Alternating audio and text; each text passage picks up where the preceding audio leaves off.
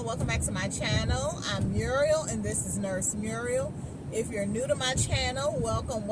I'm Muriel. I'm a registered nurse of 4 years. Prior to, I was an LPN of 18 years, and I prefer long-term care. To my oldies but goodies, hey, how y'all doing? Thank y'all for continuing to tune in. On today, y'all, this is going to be a nursing video. So I'm going to start doing something not different, but I had gotten so captivated with my weight loss videos, y'all, that I had stopped giving y'all nursing, and I want to start back giving y'all nursing because there are nursing students and there are new nurses and there are nurses who have been in long-term care for a while, and I don't want to stray away from what got me started.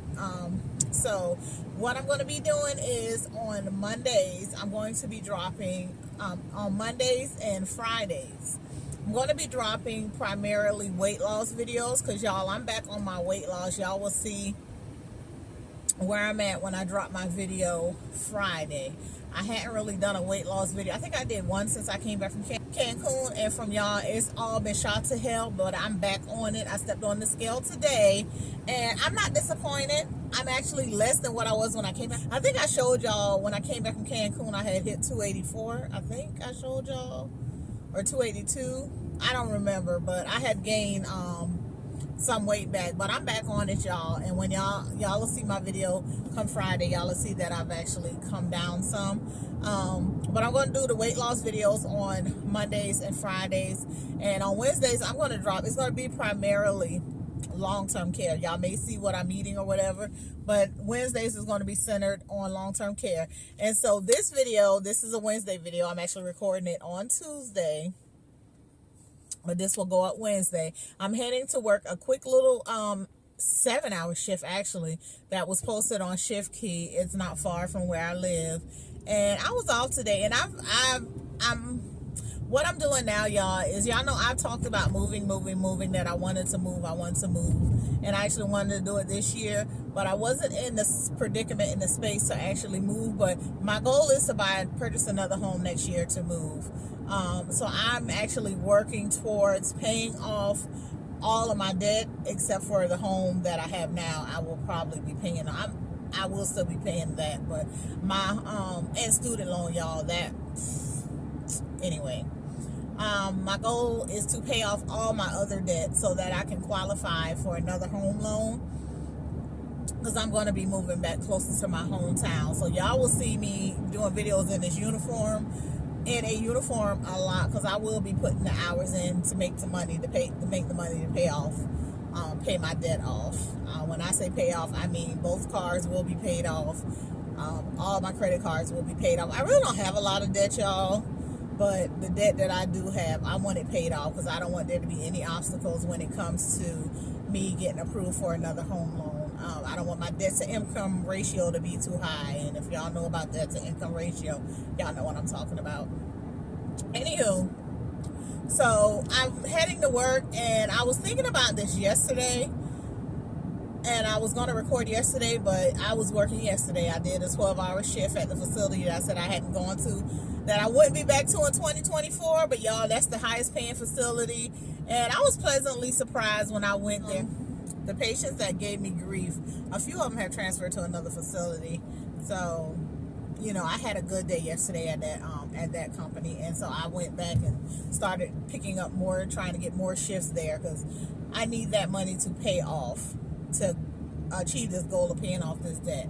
And when I say it pays more, on average, I make $120 more a day. Y'all did see in the community tab I put up about that facility for that $7,500 sign-on bonus. They have yet to contact me, y'all, so, and I haven't reached out to them, because although I did apply for it, you know how you apply for jobs and then you be, as nurses now, because y'all know how we do, you apply for it, but you're not really certain that you really want it, but you go ahead and you go ahead and you apply just to see, just to see how things go. But they haven't reached out, and I'm not even worrying about it, because, it's still money to be made out here other places.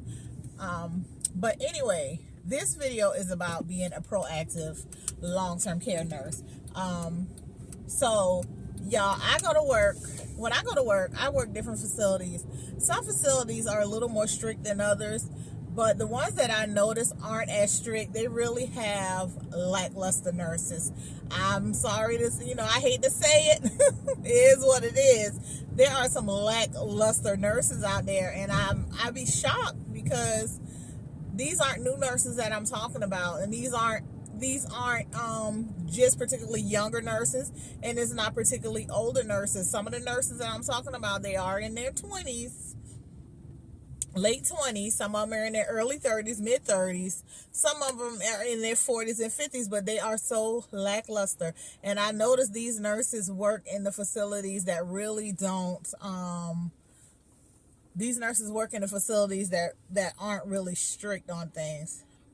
Oh, I need to change my oil, y'all. My oil thing just came on. Anyway, let me see. Okay. I didn't think I was to that point, y'all, but I'll be getting my oil changed soon. Okay, the problem I find with nurses who are younger, mainly it'd be younger nurses. I hate to say it like this. I know a lot of younger nurses be talking about older nurses, and they be this and they be that and blah, blah, blah. And they be upset and they be hateful and they be all that. I consider myself an older nurse because even though I'm in my 40s, I've been a nurse for 20-something years. And I've made the mistakes to know what to do. And so I noticed that when I try to tell the younger nurses, like, I try to advise them on this is how you do this to avoid this, they be having little attitudes like they don't want to hear it. And it be pissing me off because, for one, you're playing with somebody's life. This may not be your grandmother. This may not be your granddaddy, but it's somebody's grandmother. It's somebody's granddaddy. And it's giving me that you really don't care. That you just really here to make a dollar because you really don't care. Because if you care, you would be a little more proactive in your approach on caring for these residents. And I just be, y'all, it really, that's why I tell myself I cannot be a DON, because a lot of the places that I work, if I was a DON, I probably would fire 50% of the staff, to be honest. And don't get me wrong, I have my days where I be lazy too. Now I don't get in there. I'm not one of the nurses that's gonna say I'm gonna give 110%. No, I'm gonna do my job. Sometimes I be working off of 75%. I'm not going to do anything I could be potentially harmful for a patient. And if I see where I can make a change and something to help a patient or that would help them medically wise or whatever, I'm going to do that. It's not taking, like, it don't take that much to make little changes. But I do see that when I try to, advise nurses on, okay, probably, do this or do that. All it takes is this. And when I advise these things, it's because I'm trying to make the load easier. One thing I learned as a nurse in long-term care is you can make your load easier. You can make your work easier by implementing simple little things. And I'm going to tell y'all some of those simple little things in this video. So first, let's start off with blood pressures. Okay. Have you ever worked with a patient and you check their blood pressure, and their blood pressure is consistently, like the systolic is consistently under 120? Every time you check, the systolic is consistently under 120. They barely make it to 110, but they're getting 4 different blood pressure medications. And I know nurses who will not give the blood pressure medication because they don't want to bottom the resident out, but they'll document that they gave it.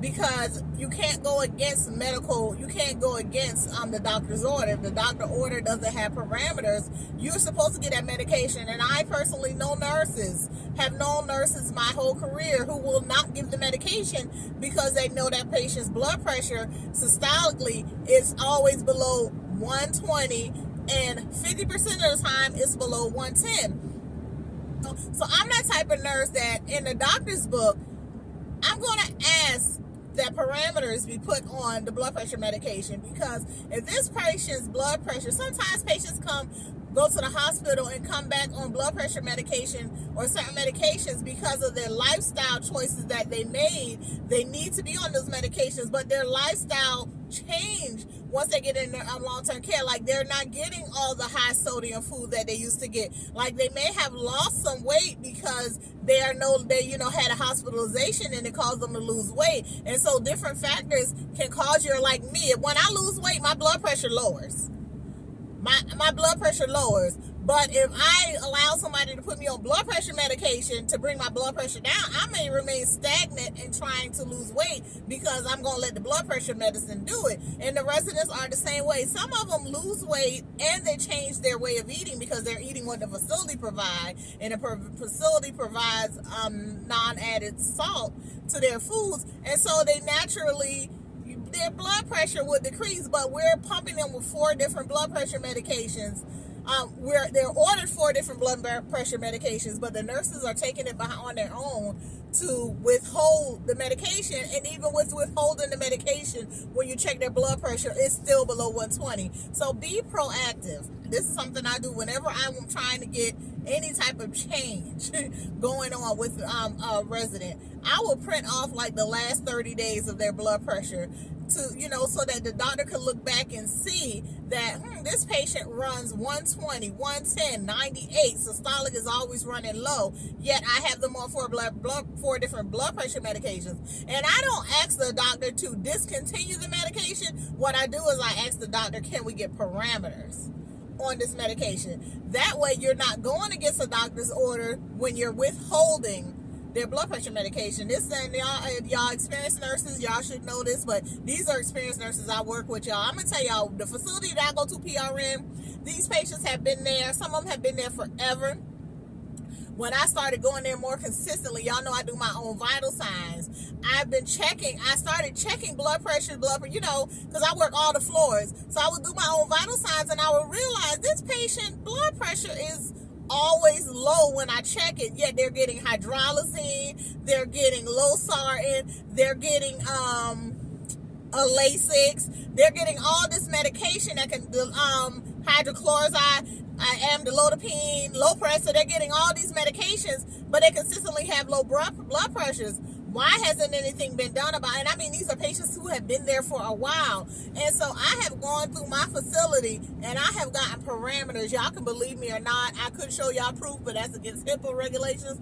But I have gone through that facility and I have gotten parameters on like 8 different patients' medications because they consistently run low. And so when somebody tell me that this patient had a blood pressure of such and such, I kind of think they be lying because y'all see, I go to that facility and I'm loud, y'all, because I'm passionate about this because it really pissed me off. But I go to that facility constantly, and the patient has always ran low. And in the past, since I've been going there, I've been going like 4 days a week, y'all. I may have had to stop administer 2 patients BP meds once during the shift because they may be elevated for that first check, but by that second check, they can't get that 5 p.m. dose because their parameters are too low. And so that's one way you could be proactive, y'all. Don't be bottoming these patients out. Why? And then it's making less work on you because that's less pills you have to punch. Okay, another way you can be proactive is with their blood sugars. I have a resident who consistently blood sugars. Another change you can do is with blood sugars. I have another resident consistently blood sugars used to be like 70 in the morning, 120 in the afternoon, 98 or 100 in the, like we were doing AC and HS, and I was like, this person never gets insulin. They're on scheduled insulin. And they're on the sliding scale. They never need coverage. I know for a fact that nurses were not given their scheduled insulin because their blood sugars were so low. Why are we checking this patient 4 times a day? Why? So what I did is I put in a doctor's book, I printed off 60 days worth of blood sugars for this patient, which that was a lot of paperwork because they were getting AC and HS. I printed off 60 days of their blood sugars, and I asked the doctor, can we reduce the blood sugars to twice a day?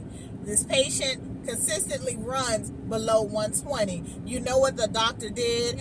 He decreased the blood sugars to the 2 times a day. So now that patient only gets stuck at 6:30 in the morning and 4:30 in the afternoon. I know I'm PRN there, but I just started going consistently, and so I wasn't able to notice these patterns with these patients until I went there consistently. And I was like, why didn't anybody do this? And so now the patient's blood sugar is only checked twice a day, and they are consistently low each time, to the point where the doctor even discontinued the scheduled insulin. And even discontinuing the scheduled insulin, the patient blood sugar still runs low. Like some things, y'all. Be a proactive long-term care nurse.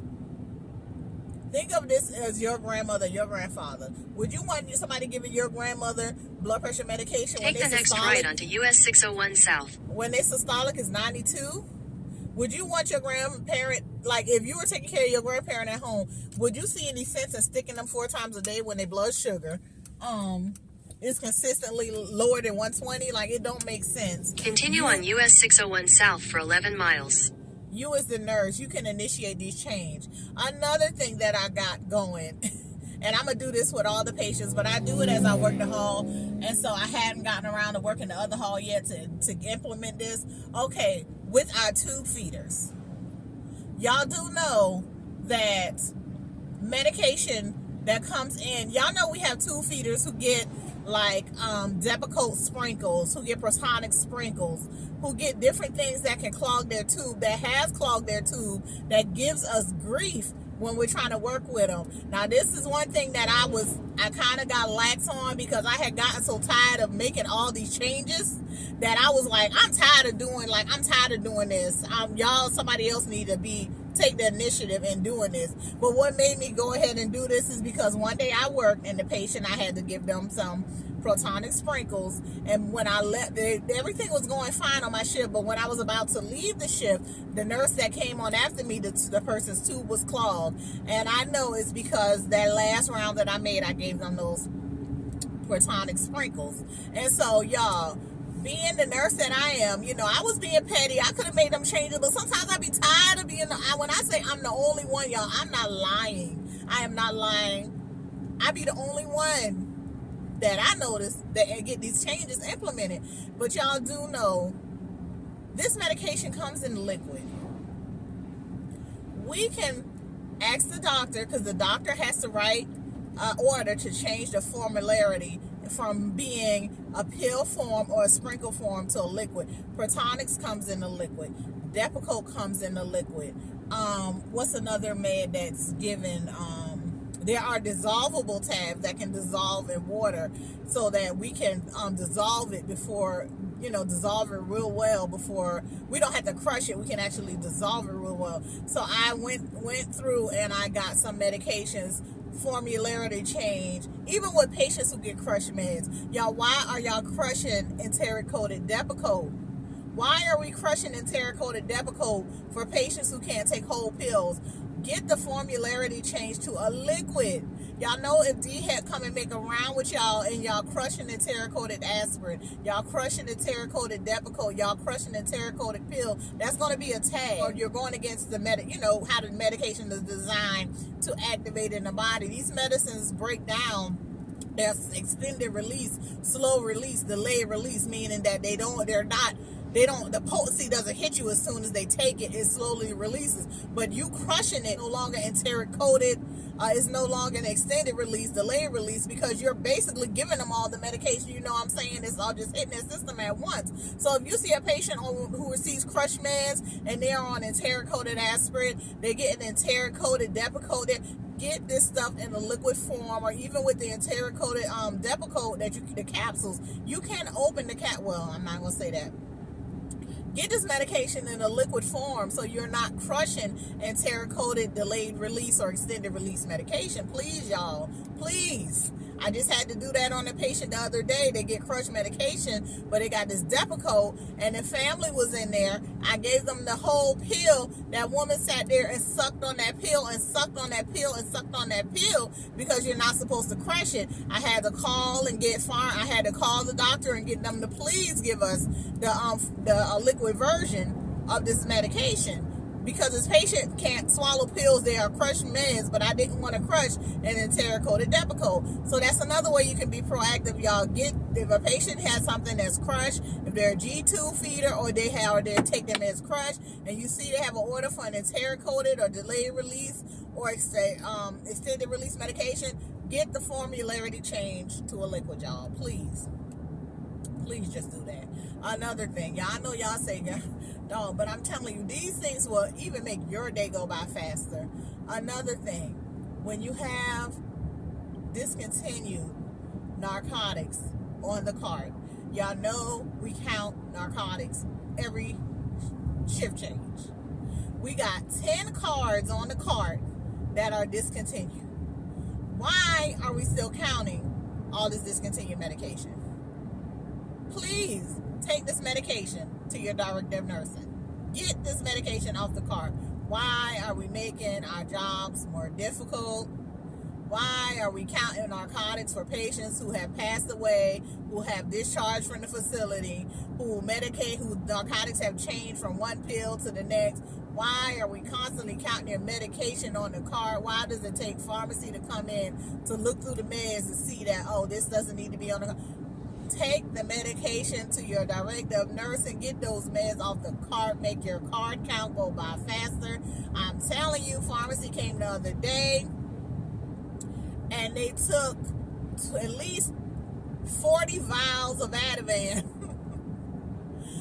out of the refrigerator because the medication had expired. It was only a 14-day order, but it was on like 3 different residents. It had expired, yet we were counting it every time we came in, every time we left, every time we came in. And on that one, I will say, the only reason I didn't pull that is because once the order expires after 14 days and the patient has a behavior issue, I will call and get the order reactivated, and so the medication will be right there on hand for us to pull. So I was guilty of that because I didn't want to have to keep calling to get I didn't want them to keep sending more and more bottles whenever the order gets reactivated. So when I would call the doctor to get the order reactivated, I would ask them to write on the script. This is another way to be proactive, y'all. Please do not send medication, because I would tell the doctor, we got 14 vials in the refrigerator. I just need you to reactivate the order, but could you write on there, do not send, like do not send, whatever, medication on hand or whatever, and they would do that. So we were constantly counting the same vials over and over because some of the patients, a lot of nurses, I don't know why they are so scared to give an IM injection, that a patient is acting up. It's only going to get worse. If you can't redirect them verbally, you really can't redirect them physically. It's going to get worse. Give this patient this medication. Why are you letting it escalate? Why are you scared to give an IM medication? If you're scared to give somebody an injection, why are you a nurse? I don't understand. Why are you a nurse if you're scared to give an IM injection? Okay. So they will not give the medication, and then the order will run out, and the doctor will look and see this patient hasn't had to have this medication the whole time, and so they're not going to reactivate unless you call them. But anyway, that's another way to be proactive, y'all.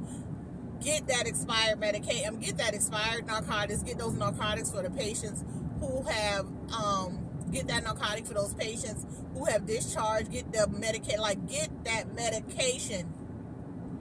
Get those narcs off that cart. Give it to your DON. Make your life as a long-term care nurse go by a little more smoothly. And another thing you can do to be a proactive nurse, I've talked about this in another video. You come into work, you may not have been there for 2 or 3 days. You could be an agency nurse, y'all. I don't know why agency nurses have the feeling sometimes, not my facility, I don't care. They do really have that attitude. You come in, you're given a medication, the medication is not there, you're just putting medication not available. You may fax it to the pharmacy, but you see the medication wasn't available the shift before that or the shift before that. Call the pharmacy, y'all.